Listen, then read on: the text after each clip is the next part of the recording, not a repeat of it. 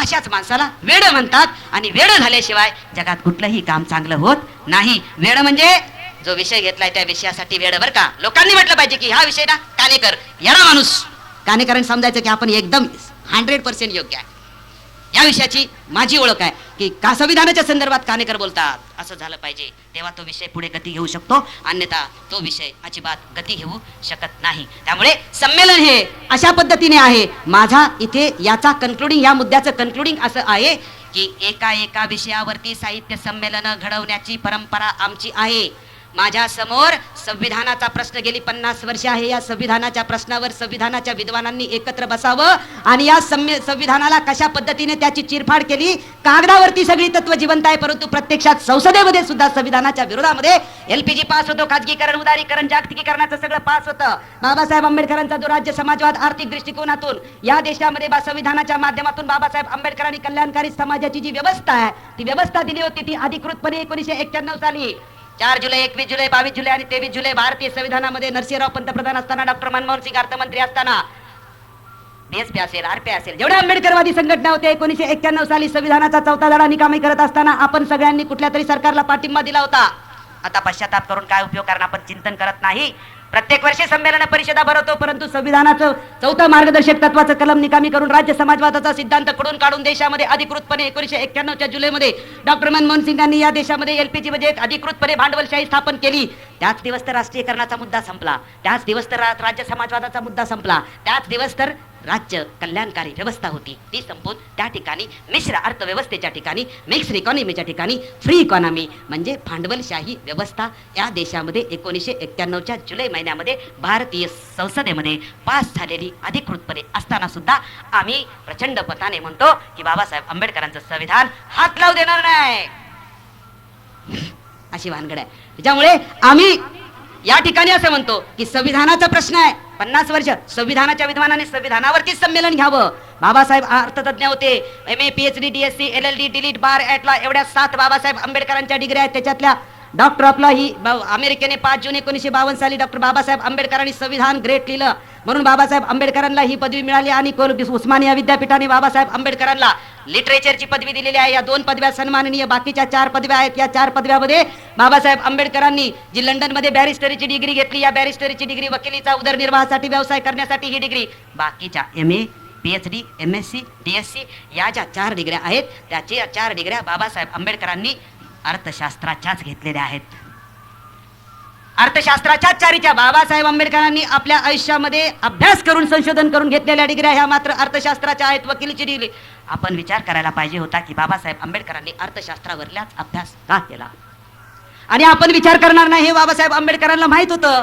म्हणून बाबासाहेब आंबेडकरांचा तोही प्रसंग पुस्तकात आलेला आहे, लिहून ठेवलेला आहे. ज्यावेळेस केळुस्कर गुरुजींनी डॉक्टर बाबासाहेब आंबेडकरांना विद्यार्थी दशेमध्ये ज्यावेळेस सयाजीराव गायकवाडांच्याकडे घेऊन गेले आणि स्कॉलरशिप मंजूर करण्यासाठी, त्यावेळेस सयाजीराव गायकवाडांनी बाबासाहेब आंबेडकरांना प्रश्न विचारला होता.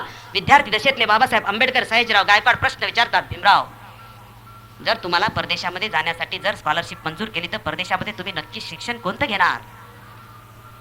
त्यावेळेस डॉक्टर बाबासाहेब आंबेडकरांनी विद्यार्थी दशेमध्ये परदेशात जाऊन कुठलं शिक्षण घ्यायचं आणि काय करायचं याच्या संदर्भामधले जे उत्तर दिलेले आहे ते काळजावर लिहिण्यासारखं आहे तरुणांनी, आणि ती प्रेरणा घेण्याचं महत्वाचं आहे. बाबासाहेब आंबेडकर म्हणतात की अर्थशास्त्राचा तौलनिक अभ्यास करून मी माझ्या समाजाला गरिबीतून आणि दारिद्र्यातून बाहेर काढण्यासाठी मी परदेशामध्ये जाणार आहे आणि ते अर्थशास्त्राचं मी शिक्षण घेणार आहे. पण बाबासाहेब आंबेडकरांनी अर्थशास्त्राचं शिक्षण घेऊन या समाजातली दारिद्र्य आणि गरिबी दूर करण्यासाठी MA, PhD, DSc, LLD, DLitt, bar, at law 1913 ते 1923 या कालखंडामधल्या 2 वेळा जाऊन आले घेतलेल्या डिग्र्या, ज्यावेळेस एवढ्या जगातल्या उच्च मानांकित पदव्या घेऊन 1923 साली डॉक्टर बाबासाहेब आंबेडकर येतात. जुलै 1924 ला बहिष्कृत हितकारिणी सभेची स्थापना करतात आणि सर्वप्रथम शपथ घेतात, ज्या समाजात मी जन्मलो त्या समाजाचा उद्धार करण्यासाठी अपयशी ठरलो तर स्वतःला गोळी घालून आत्महत्या करेन. जगातला महान पंडित, विद्वानांचा विद्वान, परंतु तो म्हणतो की मी माझ्या समाजाचा उद्धार करू शकलो नाही तर स्वतःला गोळी घालून आत्महत्या करेन. अशी शपथ घेऊन आपल्या लढ्याला तो प्रारंभ करतो ते बाबासाहेब आंबेडकर. त्यांच्या डिग्र्या म्हणून अर्थशास्त्रावरलं साहित्य संमेलन होऊ द्या, कारण अर्थशास्त्रावरलं साहित्य संमेलन जर झालं तर जगातले सगळे जे अर्थशास्त्रज्ञ आहेत, ॲडम स्मिथ पासून केन्स पासून जेवढे अर्थशास्त्रज्ञ जगामध्ये निर्माण झालेले आहेत त्या कुणाचाही सिद्धांत या देशाला लागू पडत नाही असं ठामपणे डॉक्टर बाबासाहेब आंबेडकरांनी सांगितलेलं आहे. जगाला समाजवाद चालू शकेल, भारताला समाजवाद चालणार नाही, भारताला राज्य समाजवाद पाहिजे. राज्य आणि कल्याणाच्या योजना राबवण्यासाठी. त्यामुळे जगातला जो सिद्धांत आहे हा भांडवलशाहीवरती आधारित संपूर्ण आहे.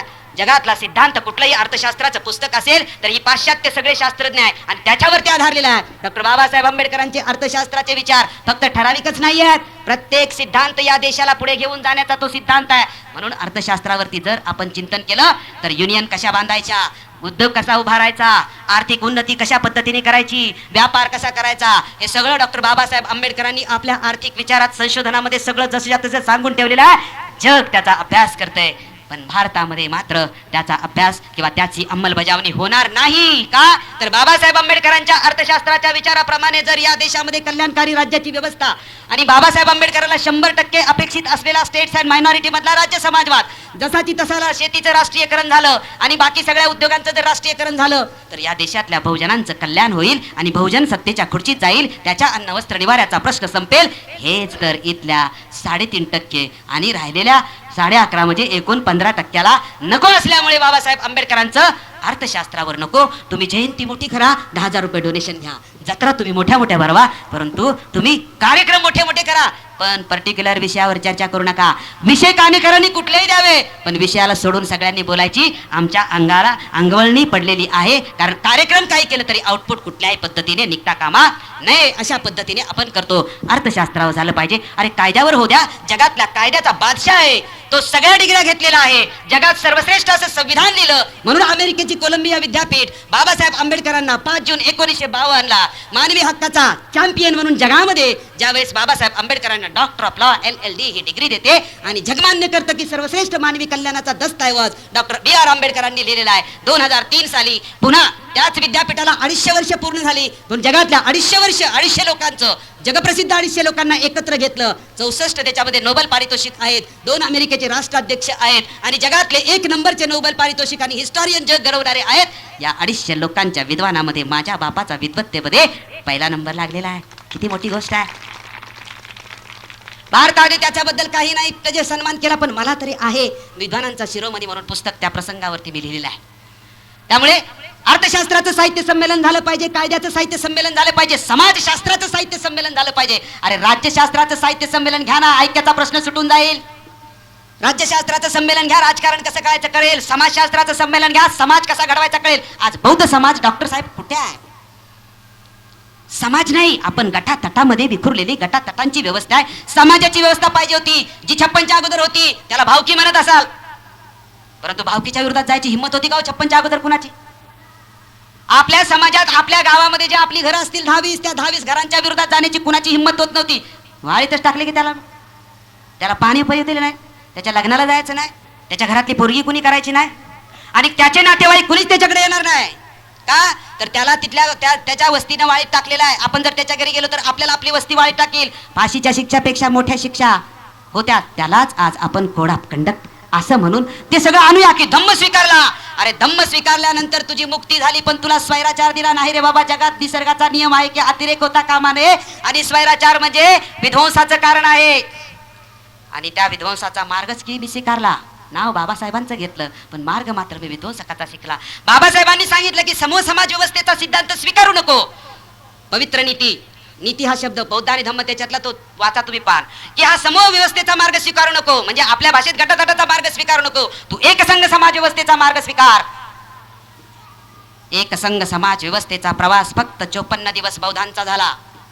54 दिवस म्हणून 54 दिवस. आणि ज्यांनी नागपूर मुक्कामी जी क्रांती केली, जे प्रत्यक्ष ती पिढी होती ती बाबासाहेबांची खरी पिढी. त्याच्यानंतरची बाबासाहेबांची पिढी होऊ शकत नाही, कारण त्या पिढीने बाबासाहेब आंबेडकरांना क्रांती करून दाखवली. त्या पिढीची आपण पोरं, परंतु त्यांनी क्रांती केलेली पुढे किती वेगाने घेऊन गेलं पाहिजे होतं. 54 दिवस एक संघ समाज अख्ख्या भारतामध्ये धम्मदीक्षेचे कार्यक्रम आणि संपूर्ण भारत बौद्धमय करा. तुम्ही बुद्ध आणि धम्म हे पुस्तक असं व्यवस्थित वाचा. भारत नाही, बाबासाहेब कुठेच बोललेले नाहीत. जगाची पुनर्रचना आणि धम्माचं उद्दिष्ट काय तर जग बौद्धमय करण्याचं उद्दिष्ट आहे. भारत बौद्धमय करण्याचं उद्दिष्ट नाही. ते भाषणात बोलले की भारत बौद्धमय करायचा आहे, परंतु बुद्ध आणि धम्म हा ग्रंथ वाचा. कारण भारत जग बौद्धमय करण्यासाठी भारत बौद्धमय झाला पाहिजे आणि भारत बौद्धमय करण्यासाठी आपण बुद्ध झालं पाहिजे ना. अरे हामी बुद्ध नहीं हुए अभी तक, तो किसकी बात कर रहे साहब? कौन से बुद्ध धम की बात कर रहे? कौन बाबा साहब ने जो दिया हुआ जो धम्म किसकी बात कर रहे हैं आप? हम अपना आइडेंटिफिकेशन बुद्ध करके नहीं अभी तक कर पाए. आम्ही चाललो तर दलित चालले, आम्ही चाललो तर शेड्यूल कास्ट लोक चालले, मुस्लिम चालला तर मुस्लिमच चालला, शीख चालला तर शीखच चालला, ख्रिश्चन चालला तर ख्रिश्चन चालला. अरे तुम्ही चालला तर दलित चालले, अस्पृश्य चालले, मागासवर्गीय चालले. तुमची आयडेंटिटी 50 वर्षामध्ये निर्माण केलेली नाही. त्यांनी सुवर्ण महोत्सव कसा करावा? ज्याला अधिकृतपणे 15 ऑक्टोबर 1956 सालापासून ज्यांनी आंबेडकरांचा धम्म स्वीकारलेला आहे त्यांना या देशात कुठलाच अधिकार मिळणार नाही असं 1990 पर्यंत पंडित जवाहरलाल नेहरूचा जी आर लागू होता. आणि 2000 सालानंतर धड मागासवर्गीयामध्ये बौद्धांचं नाव नाही, धड जनरल लिस्ट मध्ये बौद्धांचं नाव नाही. त्याच्यामुळे आता आमची व्यवस्था काय? आम्ही ना घर का ना घाट का, बौद्धांचं कागदावरती कुठंच अस्तित्व नाही, प्रत्यक्षामध्ये सर्टिफिकेट तुम्हाला बौद्ध म्हणून कुणीच द्यायला तयार नाही. त्यामुळे कुठल्याच ठिकाणी तुमचं अस्तित्व नसताना सुवर्ण महोत्सव मात्र मोठ्या प्रमाणामध्ये करताय. परंतु अरे 50 वर्षाच्या प्रवासामध्ये काय चुकलंय, काय बरोबर आहे, याच्याबद्दल काय बोलणार आहात की नाही? 50 वर्षाच्या प्रवासामध्ये ही क्रांतीभूमी जगातली सर्वश्रेष्ठ माझ्या दृष्टिकोनातून नागपूरची आहे, तिला पर्याय मिळू शकत नाही. हजारो वर्षाची जी माझी मुक्ती आहे ती नागपूरच्या भूमीने दिलेली आहे. पवनीला जे उत्खनन होतंय किंवा नागपूरची जी परिसर भूमी आहे आणि बाबासाहेब आंबेडकरांनी आपल्या भाषणामध्ये हिंट दिलेले आहेत. त्यामुळे ही या देशातली मूळ नागपूरची भूमी आहे, बुद्धांची, नागवंशीयांची, सगळ्यांची. आणि ती भूमी बुजवलेली असेल म्हणून तर सगळं आता बुद्धांचं सगळं या भूमीमध्ये निघतं, हे आपण लक्षात घेतलं पाहिजे. हीच माझी मुक्त भूमी. मक्केमधून जसं जागतिक होतं तसंच दीक्षाभूमीवरून माझं जोपर्यंत नियंत्रण होणार नाही तोपर्यंत कुठलीच क्रांती तुमची यशस्वी होणार नाही, हे ठामपणे मी सांगतो. आणि तशाच पद्धतीने आयुष्यात संकल्प केलेला आहे, जोपर्यंत कोड ऑफ कंडक्ट होणार नाही बाबासाहेब आंबेडकरांनी स्थापन केलेल्या संस्थाच्याच नावाने तुम्हाला प्रवास करावा लागेल. कारण बाकी हजारो लाखो अनगिनत झालेल्या आहे, कुणाचीही ती स्वीकारता येणार नाही. त्याच्यामुळे ह्याच्यावरती चिंतन जरा विषय सोडून होत आहे. संविधानाच्या संदर्भामध्ये पुन्हा मी या ठिकाणी येतो. बाबासाहेब आंबेडकरांनी संविधानाची जी क्रांती केली, कायद्याची क्रांती जगामध्ये सर्वश्रेष्ठ करणारा माझा बाप. पण बाबासाहेब आंबेडकरांनी क्रांती केली त्याची पार्श्वभूमी काय होती? म्हणजे संविधानातली 395 कलम जी 22 भागामध्ये विभागलेली आहेत, सुरुवातीची 8 परिशिष्ट आणि आजची 10 परिशिष्ट आहेत. हे 395 कलम म्हणजे फक्त शीर्षकात्मक असतात. 395 कलम लिहिण्यासाठी आपण 292 सभासदांची समिती जरी असली तरी एकट्या बाबासाहेब आंबेडकरांचं योगदान आमच्या दृष्टिकोनातून कशा पद्धतीने याची पार्श्वभूमी जर बघायची असेल तर थोडक्यामध्ये तुम्हाला सांगतो काय पार्श्वभूमी होती. 1925 सालापर्यंत या देशामध्ये अस्पृश्यांना कुठल्याही प्रकारचे अधिकारच नव्हते. आणि आम्ही जे वेठबिगारी करत होतो, आम्ही जी एसकारकी मागत होतो, आम्ही जे सगळ्यांची सेवा करत होतो, या प्रत्येक गोष्टीचा कायदा होता. त्या कालखंडामध्ये मद्रास म्युनिसिपल ऍक्ट असेल, त्या कालखंडामध्ये बंगाल म्युनिसिपल ऍक्ट असेल, त्या कालखंडामध्ये यूपीचा कॅन्टॉन्मेंटचा जेवढ्या महानगरपालिका त्या कालखंडामध्ये म्युनिसिपालिटी होत्या, ब्रिटिशांच्या अधिपत्याखाली जेवढ्या म्युनिसिपालिटी होत्या, जेवढी सरकार होती, त्या सगळ्या म्हणजे ब्रिटिशांच्या कालखंडामध्ये हा कायदा होता की अनटचेबल लोकांनी काय करायचं आणि काय नाही करायचं. त्यामुळे जे अस्पृश्य लोक करत होते, महाराष्ट्रातला मार करत होता, पश्चिम बंगालमधला नवशूद्र करत होता, या प्रत्येकाने कसं वागायचं आपल्याला ते माहित नव्हतं. परंतु त्या प्रत्येक गोष्टीचा कायदा केला होता आणि कायद्याच्या माध्यमातून आपल्याला ते करणं भाग होतं. आपण घोड्याच्या बरोबर कलेस ऑफिसरच्या घोड्याच्या बरोबर एका गावातून दुसऱ्या गावात जात होतो. निरोप सांगायला 12 मैलावरती जात असेल आपण, ते सांगेल तशा पद्धतीने काम करायला सांगत असेल. तिथल्या उच्चवर्णीयांनी तशा पद्धतीचे ब्रिटिशांना कायदे करणं भाग पाडलं होतं आणि ब्रिटिशांना इथल्या उच्चवर्णीयांचं ऐकल्याशिवाय दुसरं कुठलंही गत्यंतर नव्हतं. त्यामुळे जो अस्पृश्य समाज आहे त्या अस्पृश्य समाजाने किती भयानक म्हणजे ती जी वस्तुस्थिती आहे त्या प्रत्येक गोष्टीचा कायदा बनवला होता. त्याचं जर उदाहरण जे न्याय व्यवस्था सुद्धा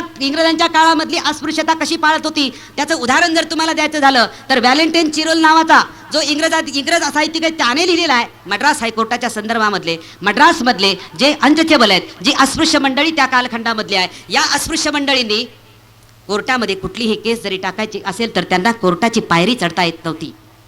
न्यायाधीश सुद्धा त्यांना कोर्टामध्ये यायला परवानगी देत नव्हता. त्यामुळे अस्पृश्याने कोर्टाच्या बाहेर उभं राहायचं, त्याला जे काय म्हणायचं ते मध्यस्थामार्फत न्यायाधीशापर्यंत पोहोचवायचं आणि न्यायाधीशाला काय म्हणायचं तेही मध्यस्थापर्यंत त्याच्यापर्यंत पोहोचवायचं. त्या कालखंडामधली इंग्रज जी उच्चवर्णीयांच्या प्रभावाखाली जी व्यवस्था होती ती सुद्धा त्या कालखंडामध्ये अस्पृश्यता न्याय व्यवस्थेमध्ये सुद्धा पाळली जात होती. एक केस अशी घडली होती की मंदिर प्रवेश हा मिळाला पाहिजे अशा पद्धतीने इंग्रजांनीच कायदा केला आणि मंदिर प्रवेश घ्यायला गेले, मद्रासमधले सगळे लोक एका मंदिरामध्ये गेले तर त्यांच्यावरती ज्यावेळेस केस टाकली त्यावेळेस त्या केसचा निकाल हा अस्पृश्यांच्या विरोधामध्ये त्या कालखंडामध्ये न्याय व्यवस्थेने दिलेला आहे. आमच्यासाठी कायदा केला होता. कुठला कायदा केला होता की भारतातला जो अस्पृश्य समाज आहे या अस्पृश्य समाजाला शेती करता येत नाही, ही जमात गैर कृषिक आहे, नॉन ॲग्रिकल्चर कम्युनिटी, अकृषिक समाज म्हणून आम्हाला केलं होतं, त्यामुळे आम्हाला शेती करण्याचा कुठल्याही प्रकारचा अधिकार नव्हता. बाबासाहेब आंबेडकरांनी हा जो कायदा आहे, या कायद्यावरती बाबासाहेब आंबेडकरांनी पंजाब लँड अलायनेशन ऍक्ट असेल किंवा दख्खन लँड अलायनेशन ऍक्ट महाराष्ट्रामधला असेल, बाबासाहेब आंबेडकर ज्यावेळेस पहिले कायदा मंत्री झाले आणि पहिले कायदा मंत्री झाल्यानंतर स्वतंत्र भारतामध्ये बाबासाहेब आंबेडकरांनी हा कायदा कायमचा हद्दपार करून टाकला.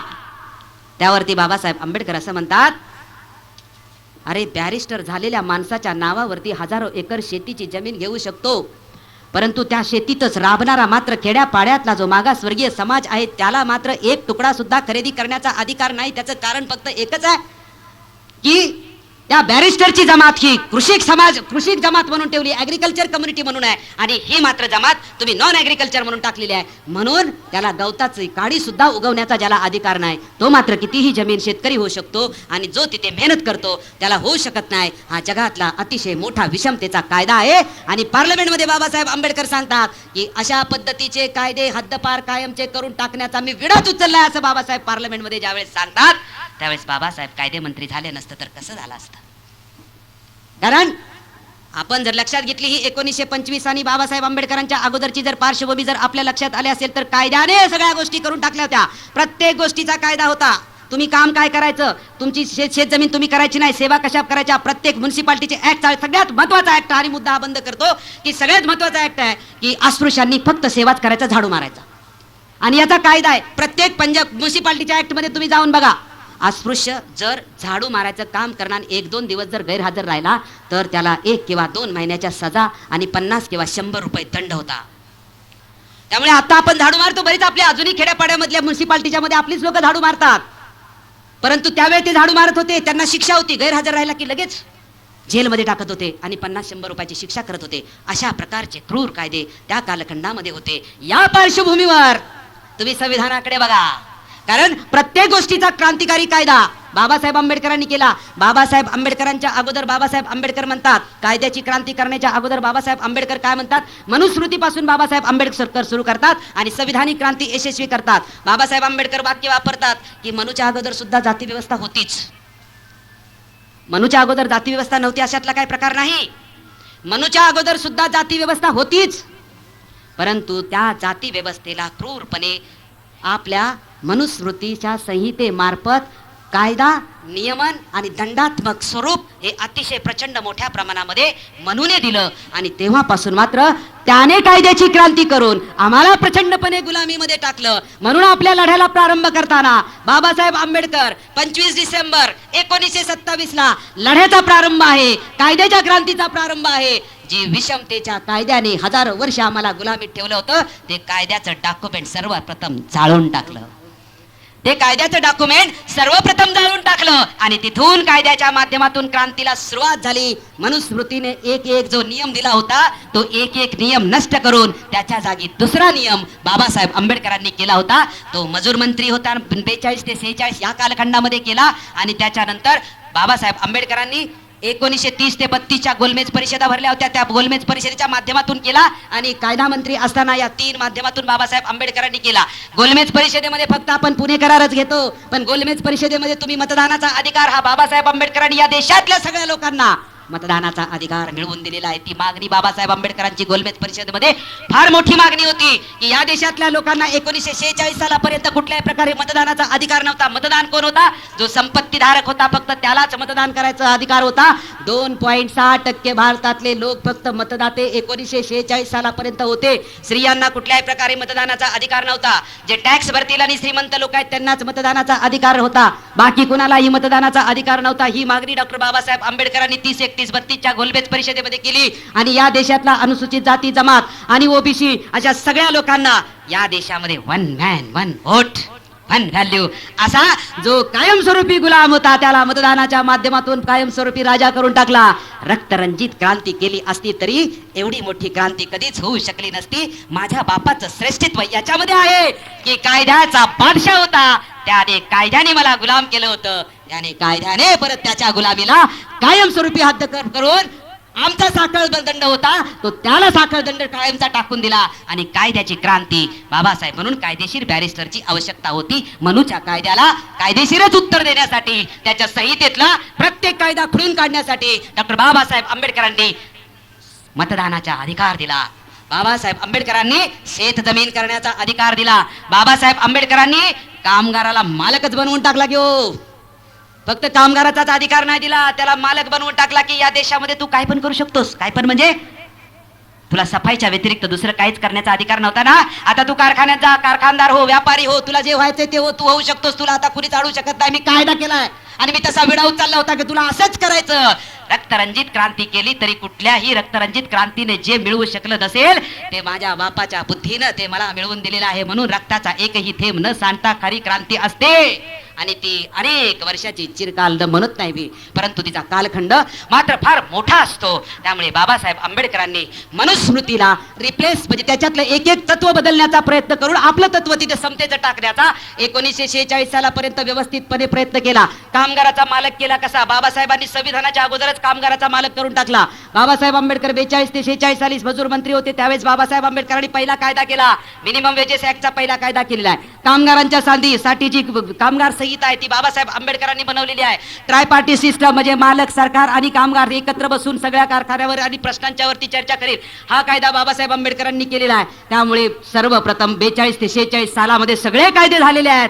त्या सगळ्या कायद्यांना पुन्हा संविधानामध्ये मान्यता डॉक्टर बाबासाहेब आंबेडकरांनी देऊन या देशामधला जो साधा माणूस होता, जो कामगार होता, त्याला मालक करण्याची क्रांती बाबासाहेब आंबेडकरांनी केलेली आहे. तीच क्रांती बाबासाहेब आंबेडकरांनी संविधानाच्या माध्यमातून केलेली आहे. जसं मगाशी डहाट साहेबांनी तो संदर्भ दिलेला आहे की या देशामध्ये जर तुम्ही संविधान सभेमध्ये पाहिला असेल तर फक्त सुशिक्षित लोकांना आणि संपत्ती धारकांनाच मतदानाचा अधिकार असला पाहिजे, बाकीच्या कुणालाही अधिकार असता कामा नये. तो संदर्भ देऊन बाबासाहेब आंबेडकर म्हणतात की तुम्ही घटना समितीमधली सगळी भाषणाने व्यवस्थित अभ्यास केला तर या देशातले धनधानगे उच्च शिक्षित आणि उच्चवर्णीय लोक या देशातल्या बहुजन समाजाला कुठल्याही प्रकारे मतदानाचा अधिकार द्यायला अजिबात तयार नव्हते. एन प्रकारे आपल्या बुद्धीच्या सामर्थ्यावर डॉक्टर बाबासाहेब आंबेडकरांनी या देशातल्या प्रत्येक माणसाला मतदानाचा अधिकार दिलेला आहे. तुम्ही कॉन्स्टिट्युएंट असेंब्ली डिबेट जर वाचलं तर तुमच्या लक्षात येईल की मतदानाचा अधिकार मिळवण्याला एकट्या बाबासाहेब आंबेडकरांचं बुद्धी सामर्थ्य जबाबदार आहे. हे इथल्या भारतातल्या प्रत्येक नागरिकांनी लक्षात घेतलं पाहिजे. त्यामुळे आता थोडक्यामध्ये पुढचा मुद्दा मी तुमच्या समोर मांडणार आहे की जो पाटील साहेबांनी माझ्याबद्दल म्हटलं होतं की संविधानाच्या माध्यमातून जी कलमं आहेत या कलमाच्या माध्यमातून बाबासाहेब आंबेडकरांनी जी केलेली क्रांती आता पूर्णत्वाला क्रांती आली. हा बॅकग्राऊंड झाला. क्रांती कायद्याच्या माध्यमातून पूर्णत्वाला आली.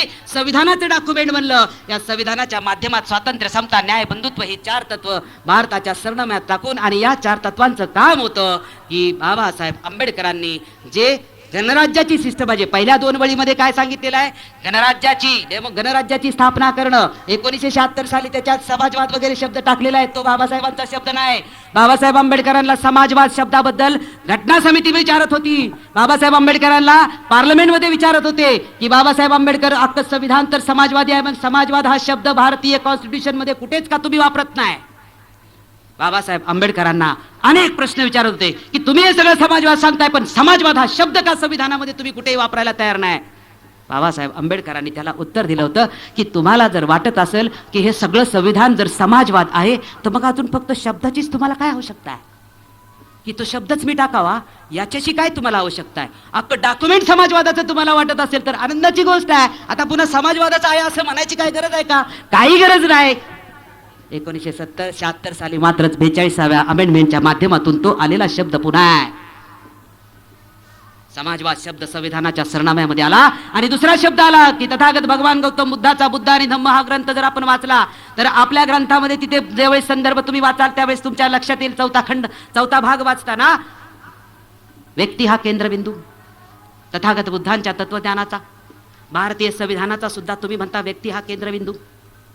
व्यक्ती विकास म्हणजे कुटुंबाचा विकास, कुटुंबाचा विकास म्हणजे समाजाचा विकास, समाजाचा विकास म्हणजे राज्याचा विकास म्हणजे राष्ट्राचा विकास. व्यक्तीचा विकास झाला तर राष्ट्राचा विकास होऊ शकतो. व्यक्तीचा विकास झाला तर राष्ट्रीय एकात्मता होते. राष्ट्राचा विकास झाला तर व्यक्तीचा विकास होऊ शकतो. त्यामुळे तथागत भगवान गौतम बुद्धाचं तत्वज्ञान आणि संविधानाने मानलेलं जे आहे की व्यक्ती हा केंद्रबिंदू असला पाहिजे, जोपर्यंत व्यक्ती हा केंद्रबिंदू नाही तोपर्यंत कुठलाही विकास राष्ट्राचा होऊ शकत नाही. पण 42व्या डिमांडाने राष्ट्रीय एकात्मता हा शब्द डहाटचा पुन्हा संविधानाच्या सरनाम्यामध्ये ऍड झाला आणि बंधुता जी आहे त्या बंधुतेला कशा पद्धतीने आपण बुद्धिवादी लोकांनी त्याच्यावर लक्ष दिलं नाही. संविधान किती बदललं जातंय, त्याचा अर्थ किती बदलला जातोय. व्यक्ती केंद्रबिंदूच्या ऐवजी राष्ट्र हे केंद्रबिंदू आणि राष्ट्रीय एकात्मता ही संकल्पना योग्य की अयोग्य याच्याबद्दल आपण चिंतन करणं आवश्यक, अतिशय आवश्यक आहे. कारण बंधुता यशस्वी करायची का राष्ट्रीय एकात्मता यशस्वी करायची. बंधुता यशस्वी झाली की राष्ट्रीय एकात्मता ऑटोमॅटिक यशस्वी होईल ना, परंतु राष्ट्रीय एकात्मता यशस्वी झाल्यावर बंधुता यशस्वी होऊ शकत नाहीये. धनदांडग्या 4% 3% लोकांच्याकडे पूर्णपणे देशाची संपत्ती आणि राष्ट्राचा निर्देशांक मोठा वाढतोय, परंतु प्रत्यक्षात मात्र बाकीची करोडो जनता ही भिकारी आणि उपाशी पोटी मरते. त्यामुळे व्यक्तीचा विकास झाला पाहिजे तर राष्ट्राचा विकास होऊ शकतो. म्हणून बाबासाहेब आंबेडकरांनी राष्ट्रीय एकात्मता शब्द टाकला नव्हता. नॅशनल इंटिग्रेशन, जर पर्सनल इंटिग्रेशन झालं, पर्सनल डेव्हलपमेंट झाली तरच होऊ शकतो.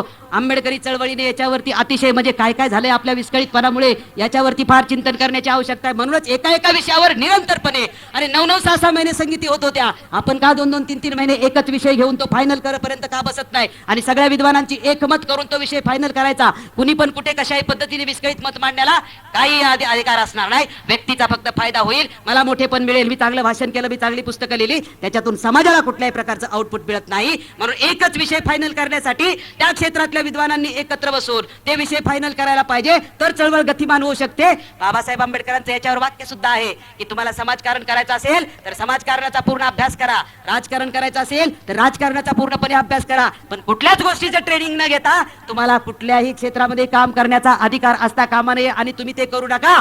परंतु जगातली अशी एकमेव आमची चळवळ आहे की जिथं कुठल्याही प्रकारचं ट्रेनिंग नव्हता, अध्यक्ष होता येतं आणि ते पण मरेपर्यंत आणि त्याच्यानंतर पोराला पण होता येतं, काही ट्रेनिंगची गरज लागत नाही. बाकी जगात दुसऱ्या कुठल्याही चळवळी नाहीत. तिथं अनुभव, तिथं ट्रेनिंग आणि त्याच्यानंतर त्याला ऑफिस बेअरर पद मिळतं, एवढ्या लवकर मिळत नाही. इथं सगळं सोपं करून टाकलेलं आहे. विद्वान बापांच्या पोरांचं त्याला वाटतं की मला जन्मजातच सगळं विद्वत्ता आलेली आहे. त्यामुळे या ठिकाणी आपण डॉक्टर बाबासाहेब आंबेडकरांनी सरनाम्यामधला अभ्यास आपल्या लक्षात आला पाहिजे. रात्री मी कानेकरांना तो मुद्दा सांगितलेला आहे. त्यानंतर तुम्ही मूलभूत अधिकारामध्ये जर गेला तर मूलभूत अधिकारामध्ये बाबासाहेब आंबेडकर जे हक्काचं जे तत्व सांगतात ते म्हणजे ही नियमावली नाही. हे क्रांतिकारी डॉक्युमेंट आहे. संविधानाचा अतिशय भयानक क्रांतिकारी डॉक्युमेंट आहे. 13वं कलम संविधानामधलं तो अनुच्छेद तुम्ही जर बघितला तर 13व्या कलमाच्या आधारे अस्पृश्यासाठी असणारे जे सगळे घातक विषमतेचे कायदे होते ते 13वं एकच कलम सगळे कायदे छाटून टाकतं आणि त्या 13व्या अनुच्छेदाच्या जीवावरती डॉक्टर बाबासाहेब आंबेडकरांनी या देशामध्ये क्रांती केली. बाबासाहेब आंबेडकरांनी त्याच्यात शब्द टाकलेले होते की यापूर्वी असणारे जे सगळे कायदे विषमतेचे आहेत ते सगळे कायदे आता इथे पुढून लागू होणार नाहीत आणि ते सगळे कायदे नामशेष करण्याचं ते 13वं कलम आहे. संविधानाला विसंगत असलेली कुठलीही गोष्ट यापुढे अंमलात असणार नाही. हे 13वं कलम क्रांतिकारी भारताच्या संविधानामध्ये डॉक्टर बाबासाहेब आंबेडकरांनी टाकलेलं आहे. अहो एकच शब्द टाकला, माझा बाप एवढा विद्वान एवढा विद्वान एवढा विद्वान एवढा विद्वान, काय त्याचं बोलू आता, मला काय बोलताच येत नाही ना, कारण एवढं कसं काय बोलायचं. परंतु बाप एवढा विद्वान होता. इक्वॅलिटी बिफोरला 3च शब्द टाकलं. इक्वॅलिटी बिफोरला, कायद्यासमोर सगळे समान बसा. सगळे बोबलत, आता जे विषमता पाळणारे सगळे बोबलत बसा. कायद्यासमोर सगळे काय आहेत, समान आहेत. आता ह्या विषयावर किती चिंतन करायचंय, किती वल्लुमल्याचंय, काय करायचंय. म्हणून बाबासाहेबांनी संविधान लिहिल्यानंतर संविधानावर कॉमेंट्री द्यायला नकार दिला होता. अलीगड मुस्लिम युनिव्हर्सिटीमध्ये बाबासाहेब ज्यावेळेस गेले होते, तुम्ही संविधानावर बोला, संविधानावर बोला, संविधानावर तुम्ही तुमच्या कॉमेंट्स करा, संविधान कसं योग्य आहे. बाबासाहेबांनी सांगितलं की अरे बाबा, मी संविधान असं लिहिलंय की या देशातल्या सामान्य माणसाला सुद्धा समजेल. आता पुन्हा मी कॉमेंट्री करण्याची काय आवश्यकता. कधीच कॉमेंट्री बाबासाहेबांनी संविधानाची केलेली नाही, कारण ती सामान्य माणसाला समजेल असं बाबासाहेब म्हणते. त्यांचा काय उद्दिष्ट असेल त्याच्यावर कॉमेंट्री न करण्याचा, पण कॉमेंट्री केली होती बौद्ध राष्ट्राच्या वेळची. तुम्ही काय केलं, मी हे केलेलं आहे छाती ठोकपणे बाबासाहेब आंबेडकर बौद्ध राष्ट्रांच्या मध्ये सांगतात. पण भारतात मात्र संविधानावरती बाबासाहेब आंबेडकरांनी कॉमेंट्री नाही. हा, ज्यावेळेस राज्यसभेमध्ये प्रश्न विचारतील त्यावेळेस ते म्हटले होते घटना जाळून टाकीत. बाबासाहेब म्हटले होते घटना जाळून. अरुण शौरी मला बघा तुमचेच बाबासाहेब बोले घटना जाळून टाकले. आरसाल्या पुढचा मागचा जरा संदर्भ ना का म्हटले होते ते, तो पुढचा मागचा संदर्भ सगळा काढून टाकतोय सर. म्हणतो तुमचेच बाबासाहेब म्हटले होते. अरे म्हणतो म्हटले होते ना, मी त्याच्या पुढेही जाऊन सांगतो की बाबासाहेब म्हटले होते, घटनाच नको, हे बाबासाहेबच म्हटले होते. अरे पण त्याचे संदर्भ तुम्ही बघून घ्या. तुम्ही बनवणाऱ्या घटनामध्ये मला जर कुठलाच अधिकार मिळणार नसेल तर ती घटना मला कशाला पाहिजे. आणि मी जे पवित्र मंदिर बनवलेलं आहे त्या पवित्र मंदिराचा ताबा जर राक्षस घेणार असतील, अपवित्र लोक घेणार असतील, राक्षस म्हणाय नको, आपल्या वंशीच आहेत, अपवित्र लोक, अंडरलाईन, अपवित्र लोक जर घेणार असतील तर ते अपवित्र लोकांचा स्पर्श माझ्या पवित्र विहाराला होता कामा नये, माझ्या पवित्र दस्तऐवजाला होता कामा नये. त्याच्यासाठी ते जाळून टाकलेलं